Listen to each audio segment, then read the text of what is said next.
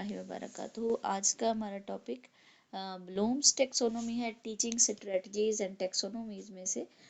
आज हम टेक्सोनोमीज में ब्लूम टेक्सोनोमी को डिस्कस करेंगे। तो सबसे पहले तो हम ये समझते हैं कि ब्लूम्स टेक्सोनोमी है क्या। तो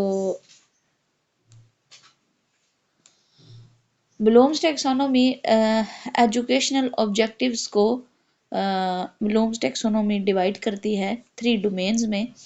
और बेंजामिन साइमन ब्लूम ने ये टेक्सोनोमी पेश की 1956 में।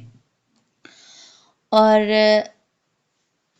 ब्लूम टेक्सोनोमी जो है वो जब एक टीचर एसएलओ को राइट करता है, एसएलओज मीन स्टूडेंट्स लर्निंग आउटकम, तो के स्टूडेंट्स सीखने के बाद क्या सीखेंगे या उनके सीखने के मकासद क्या हैं, ठीक है, तो उसमें मदद करती है, उसको लिखने में मदद करती है। फिर उसके बाद स्टूडेंट्स के लर्निंग प्रोसेस को समझने में टीचर्स की हेल्प करती है ब्लूम्स टेक्सोनोमी।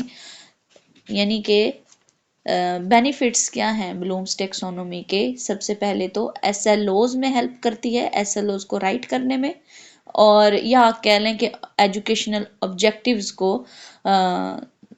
तय करने में मदद करती है। फिर understanding the process of learning of students, कि स्टूडेंट्स की लर्निंग के प्रोसेस को समझने में मदद करती है कि किस लेवल पर स्टूडेंट्स जो है वो फॉल कर रहे हैं, उनकी लर्निंग किस किस्म की हो रही है, उन्हें मज़ीद क्या सिखाना है। और उसके बाद writing effective test item for assessing students learning, फिर स्टूडेंट्स की लर्निंग को टेस्ट करने के लिए भी ये हेल्प करती है टेस्ट आइटम डेवलप करने में। तो ये ब्लूम्स टेक्सोनोमी के बेनिफिट्स के बारे में बात थी। उसके बाद है ब्लूम्स टेक्सोनोमी का पर्पस क्या है।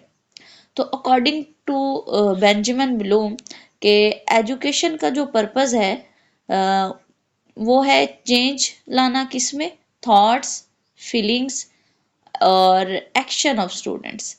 3 थिंग्स हैं कि education is to change the thoughts, feelings and actions of students. ये मकसद है एजुकेशन का ब्लूम्स के नज़दीक। और ब्लूम्स टेक्सोनोमी के 2 वेरिएंट हैं। फर्स्ट वेरिएंट जिसमें ब्लूम्स टेक्सोनोमी के नाम जो थे वो नाउन फॉर्म पर थे, जिनको हमने पहले डिस्कस भी किया। तो जो सेकंड वेरिएंट आया यानी रिवाइज्ड की गई ब्लूम टेक्सोनोमी, तो 2001 के अंदर ब्लूम टेक्सोनोमी को रिवाइज किया गया था और फिर उसके नाम नाउन से वर्ब फॉर्म में रख दिए गए। ठीक है, फर्स्ट वाले जो नेम थे ब्लूम्स टेक्सोनोमी के वो नाउन फॉर्म पे थे और उसके बाद वर्ब फॉर्म में रख दिए गए। तो 3 डोमेन्स हैं इसकी ब्लूम टेक्सोनोमी के, जिसमें कॉग्निटिव डोमेन, अफेक्टिव डोमेन और साइकोमोटर डोमेन है। कॉग्निटिव डोमेन मीन के उर्दू में आप इसको इस तरह समझे कि जैसे अकल का दायरा है, यानी जो दिमाग मेंटल स्किल्स हैं या दिमाग से मुतालिक जितने भी काम हैं, सोचने समझने की जो सलाहियतें हैं या जितना भी मेंटल प्रोसेस है वो सारा कॉग्निटिव डोमेन से बिलोंग करता है। इसको आप याद रखने के लिए हेड से भी याद रख सकते हैं। 3H का फॉर्मूला भी मैंने बताया था कि फर्स्ट में हेड, सेकंड में हार्ट और थर्ड में हैंड। तो हेड से कॉग्निटिव डोमेन, हार्ट से जो है वो अफेक्टिव डोमेन और हैंड से साइकोमोटर डोमेन। और उसके बाद अफेक्टिव डोमेन है तो इसमें फीलिंग्स, एटीट्यूड, रवैया या जज्बात, एहसासात, इससे ये बिलोंग करती है डोमेन। और ये कार्थोल ने इस पर सबसे ज़्यादा जो है वो काम किया था। उसके बाद थर्ड नंबर पर है साइकोमोटर, तो इसमें स्किल्स आ जाती हैं, फिजिकल स्किल्स और यूज़ ऑफ मसल और जितनी भी महारतें हैं, यानी फिजिकल वर्क में बॉडी के साथ, बॉडी के पार्ट्स के साथ जो काम किया जाता है, जैसे कि चलना, उठना, बैठना, लिखना। और इसमें अब क्योंकि मसल्स का यूज़ है तो इसमें फाइन मसल्स भी होते हैं, यानी जो बिल्कुल छोटे मसल्स भी हैं, और जैसे कि आंख का इशारा है। और बाकी बड़ी स्किल्स भी हैं, जैसे चलना है, बैठना है, बोलना है, तो ये सारे मसल्स का जो यूज है वो साइकोमोटर डोमेन से बिलोंग कर रहा है। अच्छा, ये तो हमारा डोमेन का इंट्रोडक्शन हो गया। इसके बाद अब हम कॉग्निटिव डोमेन को डिटेल में डिस्कस करते हैं। तो कॉग्निटिव डोमेन, जैसे कि पहले हम बात कर चुके हैं कि हेड से बिलोंग करती है, यानी इसके जितने भी काम है वो मेंटल प्रोसेस है। It deals with thinking process and mental faculties. It is further divided in 6 subgroups by Bloom in 1956। के ये भी हमने पहले डिस्कस किया कि 6 सब ग्रुप्स हैं कॉग्निटिव डोमेन के, 6 सब ग्रुप्स हैं, और इन 6 सब ग्रुप्स को हम दो कैटेगरी में डिवाइड करते हैं। पहले सब कैटेगरी में हम पहले 3 ग्रुप रखेंगे, जिसमें नॉलेज है, कॉम्प्रिहेंशन और एप्लीकेशन। तो ये तीनों जो हैं ये लोअर लेवल ऑफ लर्निंग में आ जाते हैं, यानी नॉलेज, कंप्रीहेंशन और एप्लीकेशन। और दूसरी कैटेगरी या दर्जा जो है वो हायर लेवल है, जिसमें अगले 3 जो सब ग्रुप्स हैं, जिसमें एनालाइजिंग, एवेल्युएशन और सिंथेसिस या क्रिएटिंग, ये आ जाएंगे। अब वन बाय वन सबको डिस्कस करते हैं। सबसे पहले है नॉलेज। तो नॉलेज में क्या है कि बगैर सोचे समझे कुछ याद कर लेना। मसलन जंग आज़ादी कब लड़ी गई? 1857 में, याद हो गया। अच्छा, knowledge is defined as the remembering of previously learn material. कि ये जो नॉलेज है इसमें जो पहले से याद की गई चीजें होती हैं उनको दोहराना, रिकॉल करना, दोबारा से बयान करना। फिर ये लोएस्ट लेवल ऑफ लर्निंग है नॉलेज जो है, और this involves recalling of simple facts to complete theories. कि ये सादा सादा तस्वुरात होते हैं, ठीक है, जिसमें बिल्कुल स्टेटमेंट्स पूछी जाती हैं या फैक्ट्स के बारे में पूछा जाता है, ठीक है। जैसे कि it includes knowledge of facts, जैसे सॉलिड्स एक्सपैंड ऑन हीटिंग। फिर नॉलेज ऑफ टर्म्स, यानी कुछ टर्म्स को इंट्रोड्यूस करना उनका, जैसे बायोजिनसिस, या कुछ भी हिजरत मदीना है, फतह मक्का है, सुलह हुदैबिया का क्या मतलब है, ये इस तरह की जो टर्म्स हैं। फिर नॉलेज ऑफ प्रिंसिपल, जैसे बॉयल्स लॉ है, चार्ल्स लॉ है। अगर हम इस्लामिक स्टडीज में आ जाएं तो फिर हमारे पास मवाक़ात मदीना है, मिसाक मदीना है, सुलह हुदैबिया का भी एक मुआहदा हुआ, ठीक है।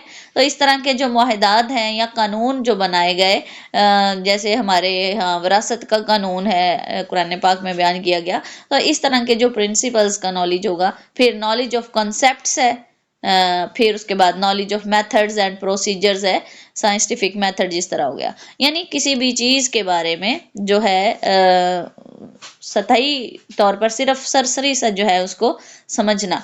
अब इसके लिए इसी को हम यहाँ मज़ीद थोड़ा सा दूसरी मैं स्लाइड शेयर करती हूँ, उसमें देखें जी। तो रिमेम्बरिंग, क्योंकि इस लेवल पर जो लर्नर होता है वो रिकॉल करता है चीज़ों को।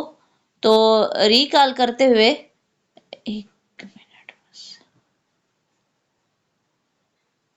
जी, रिकॉल करता है, रीस्टेट करता है, और उसके बाद वो इंफॉर्मेशन को लर्न करता है। और इसके अंदर कौन से जो हैं एक्शन वर्ड यूज़ हो सकते हैं, तो उसमें जो एक्शन वर्ड या क्योंकि हमने स्टार्ट में ये बात की ना एक्शन वर्ड्स ऑफ स्टूडेंट्स, तो स्टूडेंट्स ने कौन कौन से एक्शन करने होते हैं? रिकग्नाइजिंग, चीज़ों की पहचान करना, लिस्टिंग, उनको उनकी फहरिस्त बनाना, डिस्क्राइबिंग, उनको बयान करना, आइडेंटिफाइंग, ये भी पहचान करना, और रिट्राइविंग, उसके बाद नेमिंग, लोकेटिंग और फाइंडिंग। ये वाले वर्ड्स जो हैं वो रिमेम्बरिंग यानी रिमेम्बर लेवल पे, ये रिमेम्बरिंग जो है ये अब जो लेटेस्ट वर्जन है 2001 में जो चेंज किया गया उसके मुताबिक इसका नाम है। और वैसे ये नॉलेज वाली स्टेज ही है, फर्स्ट वाली नॉलेज या रिमेम्बर से या रिमेम्बरिंग, ये फर्स्ट लेवल है, ठीक है। तो फिर उसके बाद वो इंफॉर्मेशन को कॉल करते हैं। फिर रिमेम्बरिंग जो है वो एक्टिविटीज़ कौन कौन सी करवाई जाती हैं इस लेवल पर या करवाई जा सकती हैं स्टूडेंट्स को। तो इसमें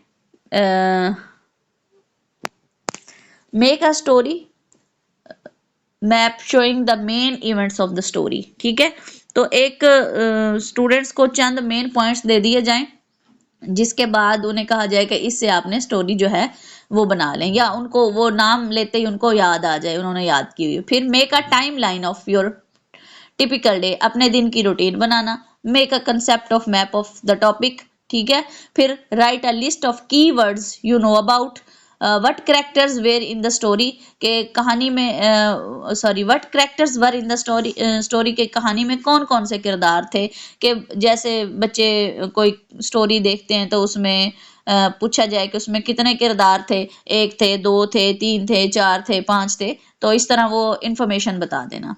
फिर कोई चार्ट शो करना, मेक अ जो है वो पोएम यू हैव लर्न, तो या recite a poem you have learn, यानी जो पोएम आपने याद की उसके उसको सुनाएं। जिस तरह बच्चों से अक्सर कहा जाता है कि जी कहानी सुना दें या फिर पोएम सुना दें, नात सुना दें, तो ये चीज़ें जो उन्होंने याद की हुई हों पहले से अपनी मेमोरी के अंदर, उनको रिवाइज करना, रिकॉल करना, उनको जो है वो बयान करना, ये आ जाएगा रिमेम्बरिंग या नॉलेज लेवल पर। जी, उसके बाद सेकंड स्टेप पर बात करते हैं, यानी सेकंड सब ग्रुप जो है उसको अगर आप देखें तो उसमें है कंप्रीहेंशन। कंप्रीहेंशन स्क्रीन शो हो गई आपको जी।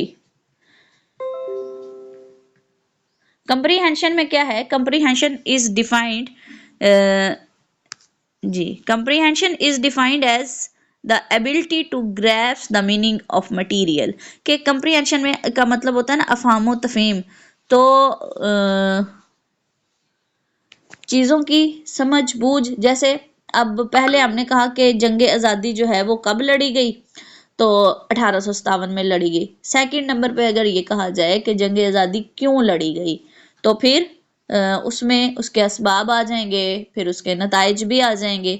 तो ये कंप्रीहेंशन हो गया ना, यानी कुछ रिमेम्बरिंग से, नॉलेज हासिल करने से कुछ बढ़ के थोड़ा सा ज़्यादा हो गया कि उसकी फहम व तफहीम हासिल करना, कुछ समझना।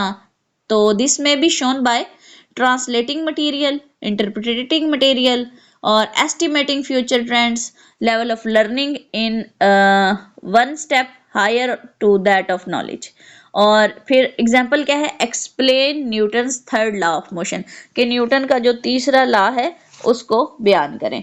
तो ये इसकी मिसाल थी। अब अगर देखें कि कंप्रीहेंशन है, तो कंप्रीहेंशन के अंदर स्टूडेंट्स जो हैं वो कौन कौन से एक्शन वर्ड्स जो हैं वो यूज़ कर सकते हैं। अच्छा, आप अपनी मोबाइल पे वो जो मैंने फाइल शेयर की ना वो कर लें, और अभी यहाँ से बार बार फिर वो चेंज करना ज़रा मुश्किल हो रहा है। अच्छा, सेकंड लेवल है अंडरस्टैंडिंग, न्यू वर्जन, या अंडरस्टैंडिंग कह लें या कंप्रीहेंशन कह लें, ठीक है, एक ही बात है। पुराने वर्जन के मुताबिक इसका नाम कंप्रीहेंशन है और न्यू वर्जन के मुताबिक अंडरस्टैंड या अंडरस्टैंडिंग है।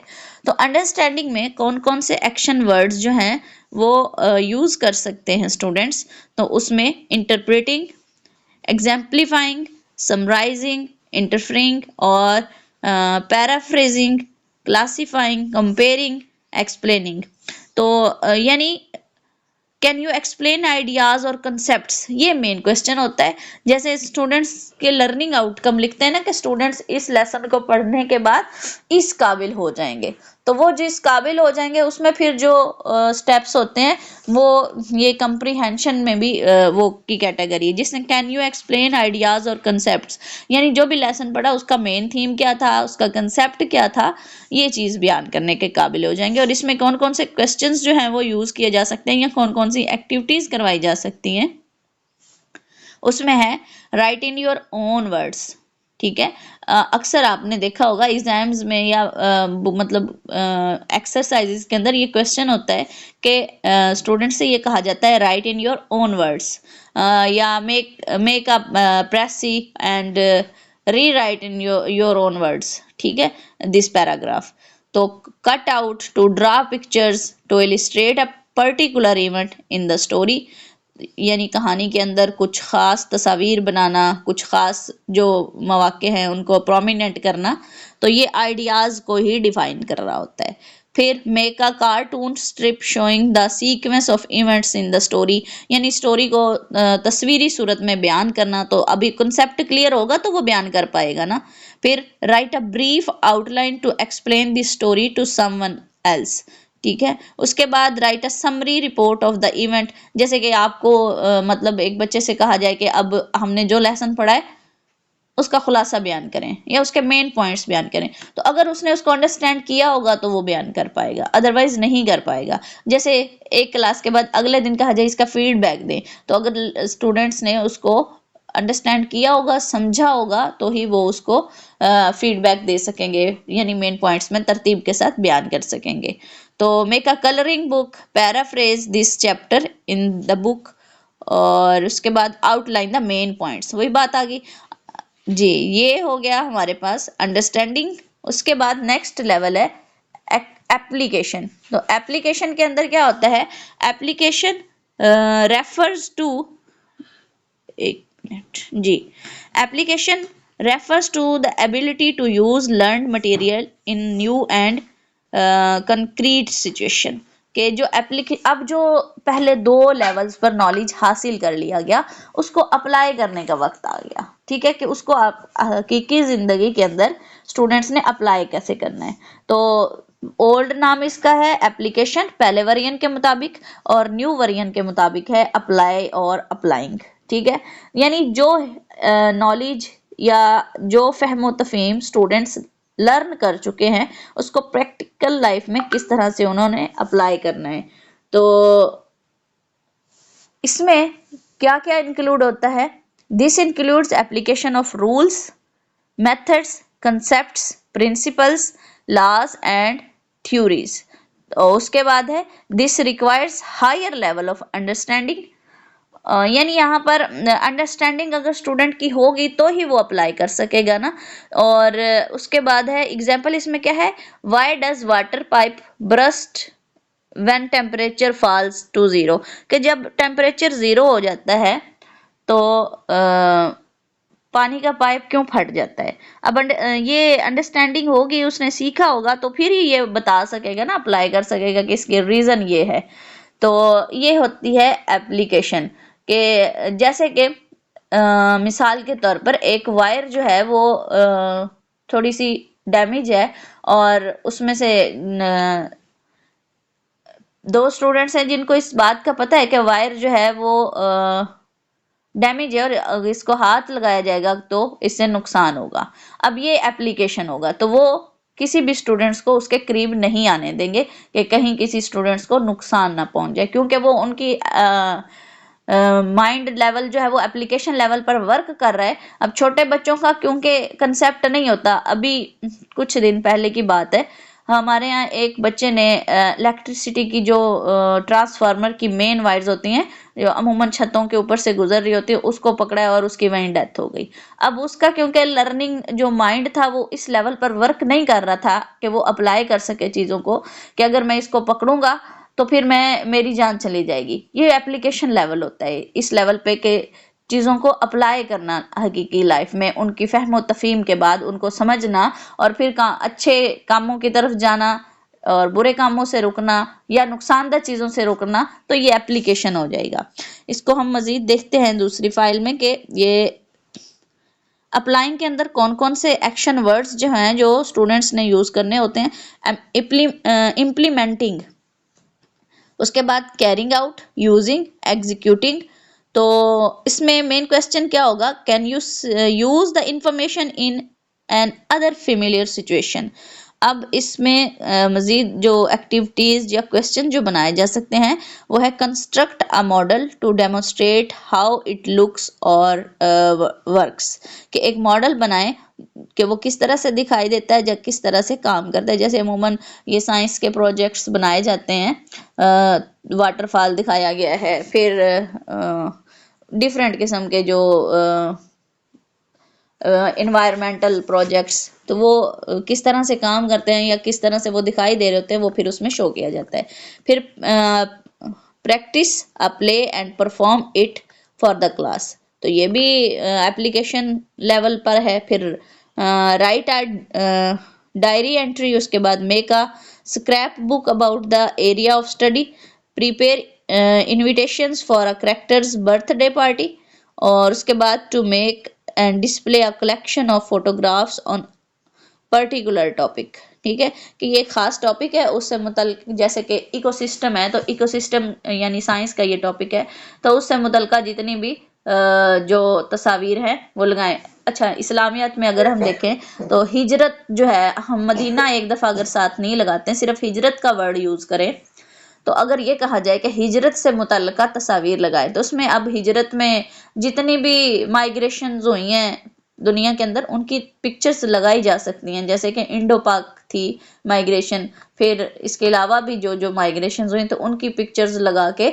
हम ये शो कर सकते हैं कि हिजरत क्या होती है। बच्चों को ये दिखाया जा सकता है कि हिजरत जो है वो एक जैसा जगह से अपना साजो सामान उठा के दूसरी जगह जाकर आबाद हो जाना, तो उन तस्वीर से जो है वो दिखाया जा सकता है। तो इसी तरह पूरी जो स्टोरी है या एक टॉपिक से रिलेटेड जो पिक्चर्स हैं उनको कलेक्ट करना, तो ये एप्लीकेशन लेवल होता है। फिर उसके बाद है paint a mural using the same materials model 6।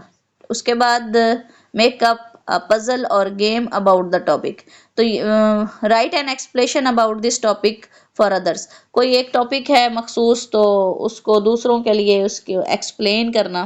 ठीक है, ये भी अप्लाइंग मॉडल पे आ जाएगा।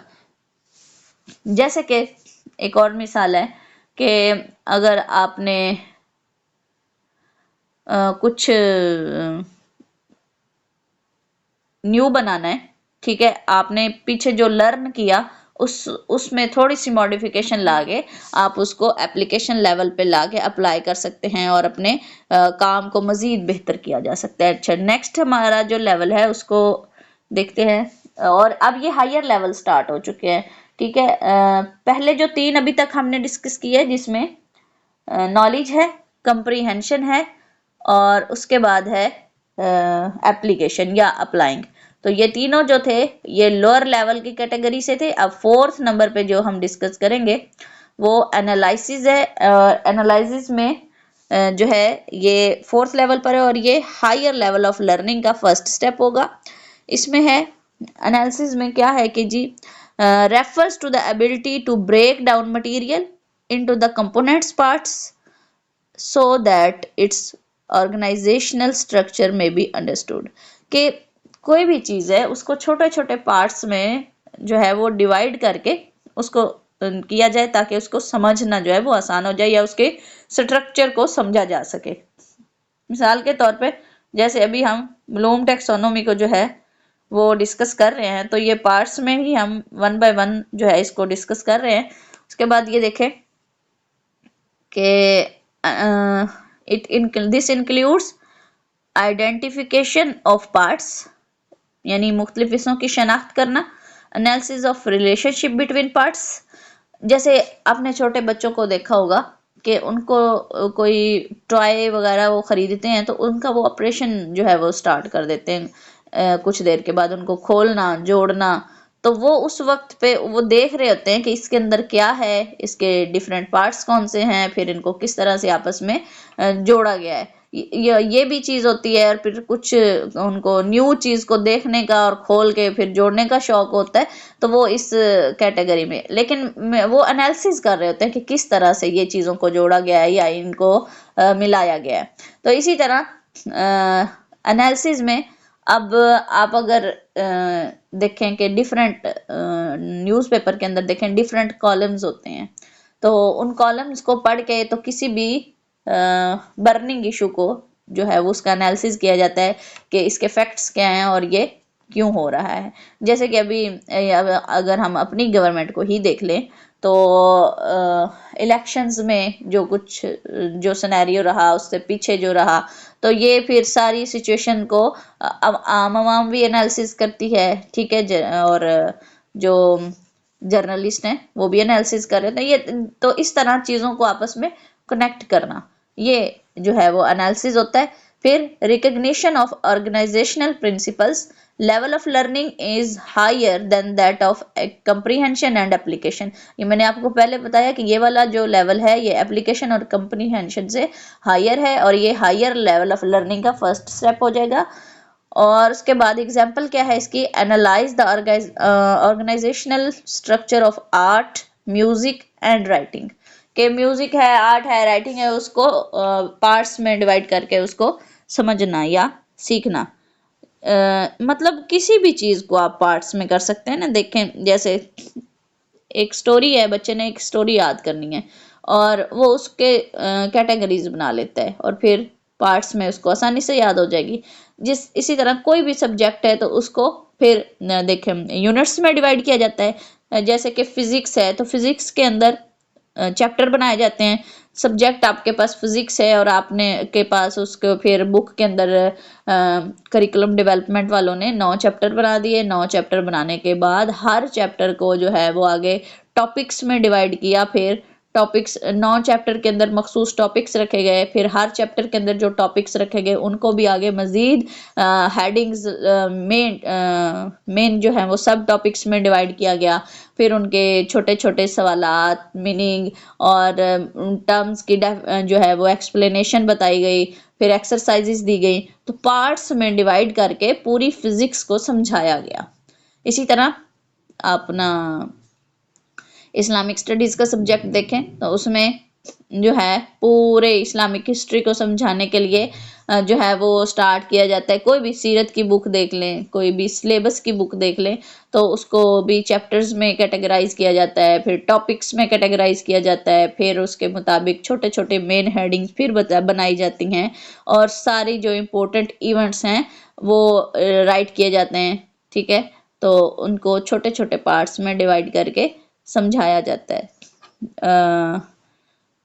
उसके अलावा कोई भी सब्जेक्ट हो इस्लामिक स्टडीज से हट के भी, जैसे कि पेडागोजी है तो इसमें भी अब ये देखें इनोवेटिव मेथड्स अलग थे, जर्नल मेथड्स ऑफ टीचिंग अलग हैं, स्ट्रेटजीज अलग हैं, टीचिंग का कंसेप्ट अलग है। और इसी पेडागोजी को देख लें तो पेडागोजी के अंदर ब्लूम्स टेक्सोनोमी है नाम इसका, लेकिन ब्लूम्स टेक्सोनोमी को समझाने के लिए फिर इसकी डोमेन को अलग लिखा गया, उसके सब ग्रुप्स को लिखा गया, फिर सब ग्रुप्स की जो है वो एक्सप्लेनेशन की गई। तो ये जो है वो पार्ट्स में डिवाइड करके फिर समझाया जाता है और उसके बाद स्टूडेंट्स जो है एनालिसिस करके उससे एक रिजल्ट जो है वो निकालते हैं। इसको दूसरी फाइल से मजीद इसको डिस्कस करते हैं एनालिसिस को। तो इसके अंदर जो एक्शन वर्ड्स जो है वो स्टूडेंट ने यूज करने होते हैं वो है कंपेयरिंग, चीजों को कंपेयर करना, ऑर्गेनाइजिंग, ऑर्गेनाइज करना, डीकंस्ट्रक्टिंग, फिर एट्रीब्यूटिंग, आउटलाइनिंग, और उसके बाद फाइंडिंग है, फिर स्ट्रक्चरिंग है।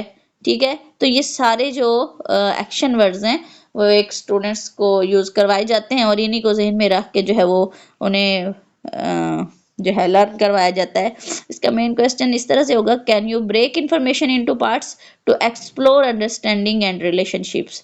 कि इन्फॉर्मेशन को सिर्फ इसलिए ब्रेक करना कि उनका आपस में क्या ताल्लुक है, किस तरह से आप उनकी वजाहत कर सकते हैं। अच्छा, इसके लिए फिर क्वेश्चंस हैं आगे कि use a Venn diagram to show how two topics are the same and different, design a questionnaire to gather information. जिस तरह ये सवाल आते हैं ना कि दो चीजों में फर्क बयान करें, तो ये एनालिसिस वाले क्वेश्चन होते हैं। ठीक है, जैसे कि फर्क, वर्क और एनर्जी में फ़र्क बयान करें, स्ट्रेस और स्ट्रेन में। अब ये मैं साइंस के जो है वो टॉपिक हैं। तो अच्छा, फतह मक्का और सुलह हदैबिया में फ़र्क बयान करें। उर्दू में देख लें कि दो पर्सनैलिटीज़ के कंपैरिजन आ गया कि इकबाल और कायद की शख्सियत में फ़र्क बयान जो है क्या है वो लिखें। इसी तरह अपने जब आप पढ़ाते हैं तो एक्सरसाइजेस के अंदर जो क्वेश्चन लिखे हुए थे ना, differentiate between this and that, ठीक है, कि फलां फलां चीज़ों में फ़र्क बयान करें कि इनमें क्या फ़र्क है। ठीक है, तो जैसे कि अगर पेडागोजी में देखा जाए तो अगर आपसे ये सवाल किया जाए कि कॉग्निटिव और अफेक्टिव डोमेन में क्या फ़र्क है, तो ये एनालिसिस वाला क्वेश्चन हो जाएगा। ठीक है। तो आप वो ये बताएंगे कि जी कॉग्निटिव डोमेन जो है वो मेंटल स्किल से रिलेटेड है, जबकि अफेक्टिव डोमेन जो है वो हार्ट फीलिंग्स और एटीट्यूड से बिलोंग करती है। तो ये जो फ़र्क वाले सवाल होते हैं ना, डिफ्रेंशिएट करना, ये होता है एनालिसिस। जी, इसके बाद हमारा अगला जो है वो पॉइंट है सिंथेसिस। ठीक है, और सिंथेसिस को क्रिएटिविटी भी कहते हैं न्यू वर्जन के मुताबिक। पुराना नाम सिंथेसिस है, न्यू नाम जो है वो क्रिएटिविटी है या क्रिएटिंग है, और उर्दू में इसको तरकीब या तख्लीक कहते हैं। अच्छा, यहाँ एक चीज़ और जिसकी मैं वजाहत कर देती हूँ कि ओल्ड वर्जन के मुताबिक सिंथेसिस जो है वो 5 नंबर पर ही है, लेकिन न्यू वर्जन के मुताबिक सिंथेसिस या क्रिएटिविटी जो है वो लास्ट नंबर पर है, यानी नंबर 6 पर। तो न्यू वर्जन के मुताबिक 5 नंबर पर जो है वो हमारे पास एवेल्युएशन है। तो हम पहले एवेल्युएशन को ही डिस्कस कर लेते हैं, उसके बाद जो है वो हम सिंथेसिस को डिस्कस करेंगे। न्यू वर्जन के मुताबिक हम चलते हैं। अच्छा, तो एवेल्युएशन के अंदर क्या है? Evaluation is concerned with the ability to judge the value of material like novel, report or poem for a given purpose. अब इसमें क्या होता है कि जजमेंट होती है, चीज़ों को देख के, मटेरियल को देख के जज करना, यानी एवेल्युएट करना। वो कहते हैं कि एलेबोरेट करें कि इसमें क्या बयान किया गया है, या फिर एक्सप्लेन करें। ठीक है, कि इसमें अब इन शॉर्ट वर्ड्स एक्सप्लेन, खुलासा लिखें, समरी बयान करें, तो वो एवेल्युएशन होती है। ठीक है, judgement are based on definite criteria, यानी जो कतई मयार है या डेफिनेट क्राइटेरिया है उसके मुताबिक चीज़ों को जज करना। उसके बाद है this is the highest level of learning outcome in cognitive hierarchy. ठीक है, अब ये ओल्ड वर्जन के मुताबिक हाईएस्ट था, लेकिन न्यू वर्जन के मुताबिक ये 5th नंबर पर है, और जो हाईएस्ट होगा वो क्रिएटिविटी होगा। ठीक है, तो उसके बाद एग्जाम्पल क्या है? एवेल्युएट द पोइट्री ऑफ अल्लामा इकबाल। ठीक है जी, ये मिसाल है कि अल्लामा इकबाल की पोइट्री का जो है वो जायजा लें, तजजिया जायजा लें, सॉरी। ठीक है, तो इस तरह जो डिफरेंट चीज़ों का जायजा लेना होता है, जैसे कि हालात हाजरा का जायजा लें। ठीक है, फ़लस्तीन के हालात का जायजा लेते हुए मसले को बयान करें। ठीक है, उसके अलावा उम्मत मुसलमा के जो इस वक्त हालात हैं या वो किस लेवल पर खड़ी है उसका जायजा लें। तो इस तरह के जो जायजे लेने वाले सवालात होते हैं ना, क्वेश्चन पेपर के अंदर दिए जाते हैं, तो वो एवेल्युएशन वाले क्वेश्चन होते हैं। ठीक है, अभी आप कोई भी क्वेश्चन पेपर जो है ना किसी भी सब्जेक्ट का लेकर देखें, तो ये आपकी असाइनमेंट भी है। ठीक है, छोटी सी, आपने क्या करना है कि कोई भी क्वेश्चन पेपर, आजकल पेपर भी हो रहे हैं, तो या आपने कोई क्वेश्चन पेपर लेके देखें, तो उसमें देखें कि कुछ सवाल ऐसे होंगे जो बिल्कुल नॉलेज से रिलेटेड होंगे, इंफॉर्मेशन पूछी जाएगी, कुछ कंप्रीहेंशन वाले होंगे, कुछ एप्लीकेशन के होंगे, कुछ एनालिसिस के होंगे, और कुछ जायजा लेने वाले होंगे। अमूमन जो थ्योरी का पेपर होता है ना क्लासेस में, वो कुछ डेफिनेशंस पूछ ली गई, तो डेफिनेशन में क्या होगा? नॉलेज होगा। फिर कुछ में फ़र्क पूछ लिया गया तो वो एनालिसिस वाला हो जाएगा। और जो लॉन्ग पार्ट मतलब इंशाइया हिस्सा होता है, सब्जेक्टिव पार्ट, उसमें लॉन्ग क्वेश्चन होते हैं जो जिसमें ज़्यादा लिखना होता है, तो वो एवेल्युएशन वाले क्वेश्चन होते हैं। या फिर उसमें कुछ क्वेश्चन जो है वो अगले पार्ट से भी बिलोंग कर रहे हैं, जो हमने अभी 6 लेवल डिस्कस करना है, क्रिएटिव वाला। तो वो जो इंशाई तर्ज का या सब्जेक्टिव पार्ट होता है ना, हिस्सा दोम या हिस्सा दवम, तो उसमें ये एवेल्युएशन के और क्रिएटिविटी के क्वेश्चन ज़्यादा होते हैं। ठीक है, और जो शॉर्ट ऑब्जेक्टिव टाइप यानी एमसीक्यूज, और उसके बाद जो 1 लाइनर क्वेश्चन होते हैं, वो जो होते हैं वो उसमें आ जाएगा आपका नॉलेज है, कंप्रीहेंशन या एप्लीकेशन। ठीक है, और एनालिसिस। ठीक है, अब ये आपको उसके सिलेबस के अकॉर्डिंग जो है वो भी एक्सप्लेन कर रही हूँ साथ साथ, ताकि आपके लिए इसको समझना जो है ज़्यादा आसान हो जाए। इसके बाद लास्ट हमारे पास लेवल है जी क्रिएटिविटी या सिंथेसिस का। तो क्रिएटिविटी जो है या सिंथेसिस, उसमें चीज़ों को नए सिरे से जोड़ना, उनकी अरेंज करना, तरकीब करना, यानी इस लेवल पर स्टूडेंट्स इस काबिल हो जाता है कि फिर वो जो कुछ लिखता है लोग उसको फॉलो कर रहे होते हैं। जैसे कि न्यूज़पेपर के अंदर हर राइटर का अपने लिखने का अंदाज होता है, हर कॉलम निगार का अपना अंदाज होता है, फिर लोग उसी को जो है वो फॉलो कर रहे होते हैं। मिसाल के तौर पर ये डिफरेंट टीवी सीरियल्स हैं, फिर ये जो क्रिकेटर्स हैं, जो भी इनको लाइक कर रहे होते हैं, वो जिसको लाइक कर रहे होते हैं उसी को फॉलो कर रहे होते हैं, क्योंकि उसने अपना एक मयार सेट कर लिया होता है। तो स्टैंडर्ड जब सेट हो जाता है तो फिर उसको फॉलो कर रहे होते हैं लोग। अच्छा, अब हम एजुकेशनल के हवाले से इसको डिस्कस करते हैं। तो एजुकेशन में synthesis refers to the ability to put parts together to form a new whole, के डिफरेंट पहले वैल्यूएशन में हम उसे पार्ट्स में डिवाइड करके उसके रिलेशनशिप को हमने समझा, सॉरी वो एनालिसिस में था। एवेल्यूएशन में चीज़ों को जज किया, जायज़ा लिया, ठीक है, कि वो उसका कंसेप्ट उसका क्या है, तरीक़ाकार उसका क्या है।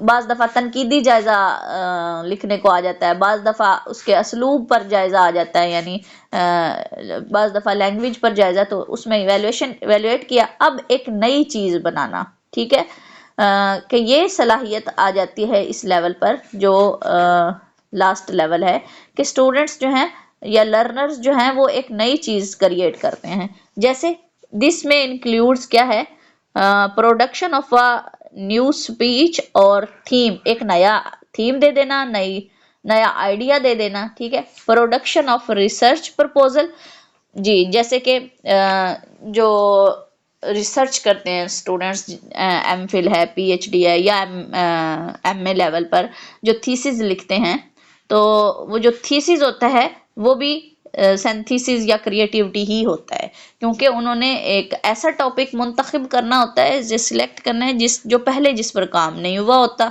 और फिर उस पर उन्होंने काम करना होता है, और एक नई जो है वो चीज़ उन्होंने तख्लीक करनी होती है, जिससे आम आवाम को भी, आम कारी को भी फ़ायदा होता है, और एजुकेशन के मुतल्लिक़ा ख़ास फील्ड को भी फ़ायदा हो रहा है।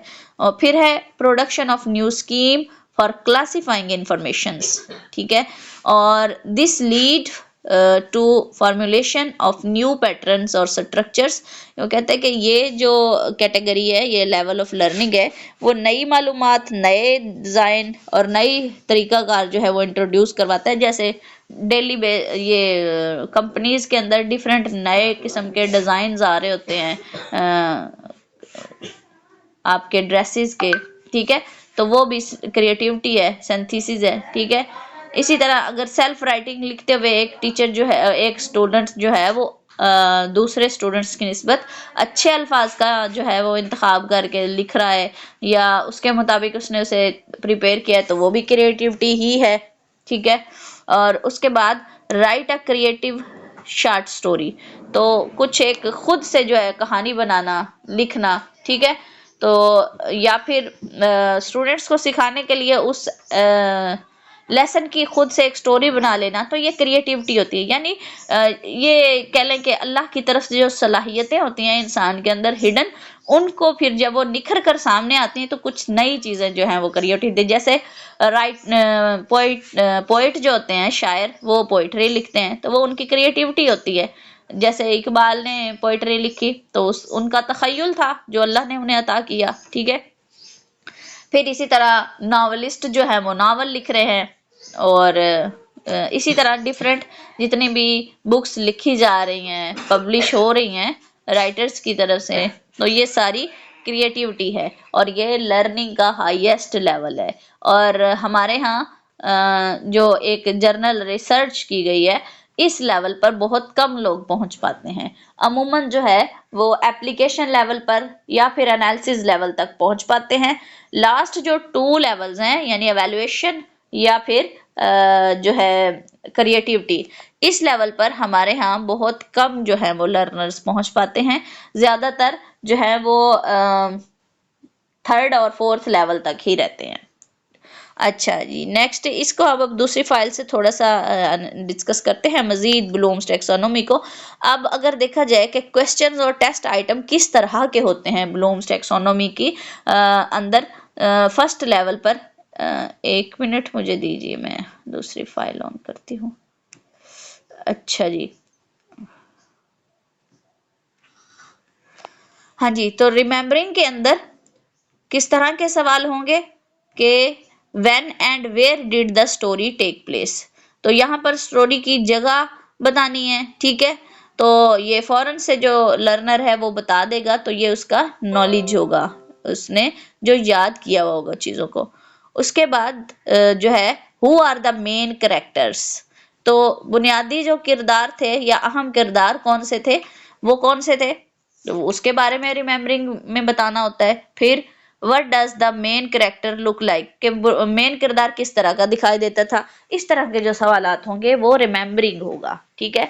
How does the book begin, के ये भी रिमेम्बरिंग से रिलेटेड है। उसके बाद अगर अंडरस्टैंडिंग की बात करें तो अंडरस्टैंडिंग में किस तरह के क्वेश्चन होंगे, तो what is the book about, कि कहानी, ये किताब किसके बारे में है। अब जैसे कि एक स्टूडेंट के पास डिफरेंट सब्जेक्ट्स होते हैं, इंग्लिश है, उर्दू है, मैथमेटिक्स है, अरेबिक है, फिजिक्स है, बायो है और एजुकेशन है, ठीक है। तो इसमें अब उसको ये पता है, इस लेवल पर अब देखें स्टार्ट पर बच्चों को नहीं पता होता कि ये कौन सी बुक है, ये कौन सी बुक है, जब वो बिल्कुल अपने स्टडी फील्ड में एंटर हो रहे होते हैं, उस वक्त उन्हें सिर्फ ये होता है कि ये किताबें हैं सारी और इनको मैंने पढ़ना है। फिर आहिस्ता आहिस्ता जो है वो उसकी तस्वीर देख के जब वो थोड़ा कुछ लिखना पढ़ना सीख रहा होता है, फिर अल्फाज को देख के उसको अंदाजा हो जाता है कि ये वाली बुक है, ये वाली बुक है, ठीक है। तो फिर उससे भी बड़े लेवल पर फिर जब थोड़ा मजीद सीख जाता है, तो या आप कह लें कि प्राइमरी लेवल के बाद उसको ये अंदाजा हो जाता है कि नाम पढ़ के कि ये अगर फला सब्जेक्ट है तो इसमें फला सब्जेक्ट का ही मटेरियल होगा, ठीक है। और फिर थोड़ा सा हाई लेवल पर अगर हम आए तो मौजू के बारे में पूछ लिया जाता है कि इस किताब का मौजू क्या है, ठीक है, किताब का नाम लेके। तो वो भी अगर पता होगा तो फिर बताया जा सकता है, अंडरस्टैंडिंग होगी। अच्छा, उसके बाद from whose point of view in this story, तो कहानी में किसका नुक्ता नजर होता है ये बताएं, तो फिर बताया गया है, तो ये भी अंडरस्टैंडिंग होगी। जैसे कि अभी मैंने बताया कि अमूमन किताबों के मौजू पूछ लिए जाते हैं कि इस किताब का मौजू क्या है, यानी ये किस फन पर लिखी गई है किताब। जैसे कि सीरत नबविया है या सीरत हशाम है, तो किस पर उसका मौजू क्या होगा, सीरत होगा, ठीक है। इसी तरह डिफरेंट किस्म की बुक्स हैं, जैसे अल्फौजुल कबीर है एक किताब, तो अल्फौजुल की कबीर का मौजू क्या है, तो वो असूल तफसीर है, ठीक है। तो व्हाट इज हैपनिंग, और फिर अगला सवाल कि व्हाट इज हैपनिंग, क्या हो रहा है, व्हाट माइट दिस मीन। तो ये जो इस तरह के क्वेश्चन होंगे, which part do you like best, why, कहानी का कौन सा हिस्सा जो वो बेहतरीन था और आपको क्यों पसंद है, तो ये अंडरस्टैंडिंग के हवाले से इस तरह के क्वेश्चन होंगे। नेक्स्ट हमारे पास अगर हम थर्ड लेवल और फोर्थ लेवल की बात करें कि उसमें किस तरह के सवालात हो सकते हैं, तो थर्ड लेवल पर अप्लाइंग में can you think of another story with a similar theme, ठीक है, कि क्या आप बता सकते हैं कि इसी तरह की कोई एक और स्टोरी, जैसे कि मॉरल लेसन पर डिफरेंट किस्म की स्टोरीज होती हैं, तो मॉरल लेसन पर जो है एक स्टोरी बताई गई और स्टूडेंट से कहा इसी तरह की एक और कहानी बताएं, तो फिर वो अप्लाइंग हो जाएगा। फिर can you think of another story character similar to a character in this book, कि एक किताब आपने पढ़ी और उसमें जो किरदार बताए गए, क्या इस तरह की कोई और कहानी वो आप सोच सकते हैं जिसमें इसी तरह के किरदार हो या बता सकते हैं, तो ये अप्लाइंग वाला जो है वो सेक्शन है। उसके बाद have you had any similar experience, और फिर which stories have opening like this, और can you think of another author who writes in a similar style. अब यहाँ देखें कि किसी और मुसन्निफ के बारे में आप जानते हैं कि जो ऑथर के बारे में जानते हैं जो इसी तरह का लिखता हो। अब हर लिखारी का अपना अपना अंदाज होता है लिखने का, कुछ जो है वो फैक्ट्स पर लिख रहे हैं, कुछ जो है वो इस्लामिक पॉइंट ऑफ व्यू से लिख रहे हैं मजहबी रुझान के मुताबिक, और कुछ जो है वो ग्लैमराइज तर्ज पर लिखते हैं। तो फिर वो कैटेगरी आ जाती है। जिस तरह अगर हम देखें कि जदीद जो हैं वो हमारे मुफक्करीन, उसमें कुछ फिर वो मुनकरीन हदीस की कैटेगरी आ गई, कुछ मुस्तशरकीन के आ गए, कुछ जो है वो अपने अकायद में पुख्ता जो है कटर जिनको कहा जाता है बिल्कुल वो इस तरह के जो होते हैं। अब फिर हमारे आगे जो डिफरेंट तबके हैं, जैसे अहनाफ हैं, हनाबला हैं, तो हर एक का अपना तर्ज अंदाज है लिखने का, वो उसी तर्ज पर लिखेगा।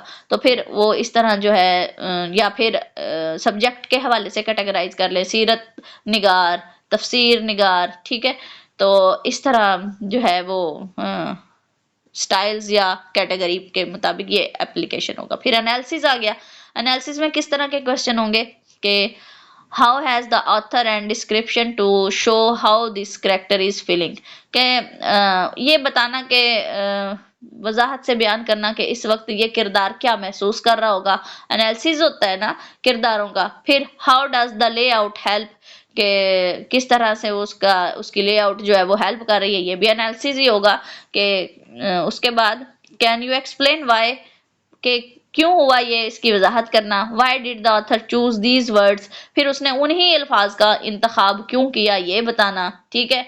अब अगर कोई अफसोसनाक इवेंट होगा तो उसके मुताबिक वो, या किसी का लॉस हो गया होगा तो उसके मुताबिक जो है वो अल्फाज इस्तेमाल किए जाएंगे। यानी मौका महल की मुनासबत से बात करना, या फिर वाक़ये को डीपली जज करके उसको एक्सप्लेन करना, ठीक है। What evidence can you use to support your view, ठीक है। तो ये एनालिसिस होगा कि चीज़ों को कंपेयर करके, एनालाइज करके फिर कुछ जो है वो बताना, एक्सप्लेन करना। नेक्स्ट है एवेल्युएटिंग। एवेल्युएटिंग में which text story is better, why, के दो कहानियां आपने पढ़ी और आपसे ये पूछा जाए कि दोनों में से बेहतर कौन सी है और क्यों है। अगर हाँ, ये हम अपने पॉलिटिक्स पर क्वेश्चन करें, अभी हमारे पास PMLN की जो है वो हुकूमत है, इससे पहले हमारे पास PTI की हुकूमत थी। तो ये सवाल हो कि PTI की बेहतर थी या PMLN की, कौन सी बेहतर है और क्यों बेहतर है, तो ये एवेल्युएशन हो जाएगी, ठीक है। तो which parts of the text could be improved, ठीक है। तो फिर उस टेक्स्ट में किस हिस्से को जो है वो बेहतर बनाने की जरूरत है, ये भी एवेल्युएशन होगी तो पता चलेगा।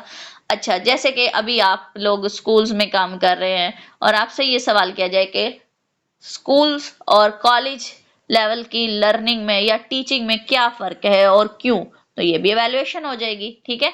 Did it have an effective ending, और उसके बाद मतलब इफेक्टिव एंडिंग कि क्या इसकी मौसर कुन इख्तिताम है इसका, ठीक है, ये भी वैल्यूएशन हो जाएगी, ठीक है। तो आमतौर पर अगर आप कोई टीवी सीरियल देख रहे हैं कोई, तो उसमें अगर वो एंड हो गया तो या ये सवाल किया जाए क्या इसका एंड इसी तरह होना चाहिए था या इसकी तब्दीली होनी चाहिए, तो फिर ये एवेल्युएशन के बाद जो है वो जवाब दिया जा सकता है। तो who would you recommend this to, ठीक है। तो इस तरह के जो सवाल है वो एवेल्युएशन में आ जाएंगे। फिर लास्ट जो है वो हमारे पास क्रिएटिंग है। क्रिएटिंग में using the evidence in the text, ठीक है। What do you think about, तो पैराग्राफ के अंदर जो वाकयात या सबूत या हकायक बताए गए, आप उसके बारे में क्या, आपका क्या ख्याल है। जैसे कि पॉलिटिक्स पे ही एक अभी मेरे जहन में बात है कि 9 मई के जो वाकयात बयान किए जाते हैं या हकायक बयान किए जाते हैं, उसके बारे में अगर आपसे पूछा जाए आपका क्या ख्याल है। फिर अगर हम इस्लाम पे बात करें कि आप एक बात की जाती है, ठीक है, जो नॉन मुस्लिम हैं या मुस्तशरिक हैं उनकी तरफ से ये एतराज़ लगाया जाता है कि इस्लाम जो है वो तलवार के ज़ोर पर फैला, तो आप इसके बारे में क्या कहते हैं, ठीक है। तो फिर अपने दलाइल देकर एनालिसिस करके एवेल्युएशन करने के बाद फिर कुछ बताना, क्रिएट करना, ठीक है। If you were the main character how would you have reacted to this, ठीक है। तो फिर है next, what would this character think, और are there any other reasons why this might have happened, और have the views in this text affected your opinion, why and how, ठीक है। तो ये इस तरह के जो सवाल हैं वो फिर क्रिएटिव लेवल पर आ जाते हैं, यानी चीज़ों को एवेल्युएट करके एनालिसिस करके कुछ जो है वो नया अपना पॉइंट ऑफ व्यू जब लिखते हैं ना, अमूमन कहा जाता है कि इस पर जो है तबसरा लिखें, ठीक है, अपना तबसरा लिखें, अपनी राय बयान करें। तो ये वाला जो लेवल होता है वो क्रिएटिविटी है, और लास्ट लेवल ऑफ लर्निंग है कॉग्निटिव डोमेन का न्यू वर्जन के अकॉर्डिंग। जी, इसके साथ ही हमारा टॉपिक जो है वो कंप्लीट हुआ। ब्लूम्स टेक्सोनोमी में कॉग्निटिव डोमेन को आज हमने डिस्कस किया। इसके मुतालिक अगर किसी का कोई क्वेश्चन है तो वो कर ले।